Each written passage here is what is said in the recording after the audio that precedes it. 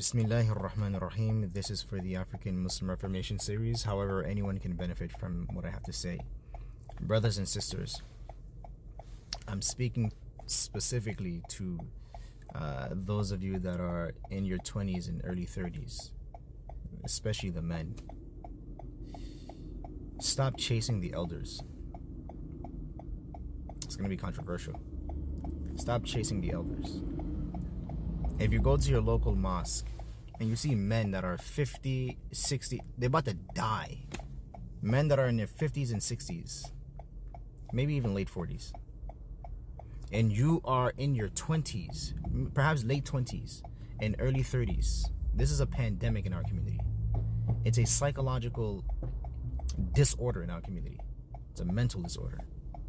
You have men that are in their 50s, 60s, and they see you. And you're in your 30s, you're in your late 20s, and they still see you as a 10-year-old boy. They don't respect what you have to say. Simply do what you have to do. Don't chase after the elders. This is the problem in our community, and this is what holds us back. You have a man, he's 30 years old. A grown man, he's 30 years old. His uncles, aunts, probably even his parents, they don't trust his intelligence for whatever reason, because they know everything, as if they're God. Or they use the religion, you have to listen to your parents, as if that means that you're like a mini God. The man is 30 years old. You are 30 years old. You say, I'm going to do this because this is how it's going to benefit my life, and it can also benefit your life as well. And they say, no, why can't I do it? Because I know and you don't know. How does that even make any sense? Because I see what you don't see. Okay, tell me what you see, since you can see the future. Allah gave you the foresight. They can't tell you. That's all they're going to say. Do what you have to do. Do what you have to do. This is what's holding you back. This is what holds the community back. And then we chase, we have to get their approval, and then they die. They die. Once they die, subhanallah, my life has been delayed. They didn't respect my intelligence. And I did my very best to please them. In a sense, worship them. And what did I get in return? Nothing. Nothing in return. This is not disrespect. But it's acting with wisdom. Our parents do not know everything. Our parents do not know the unseen.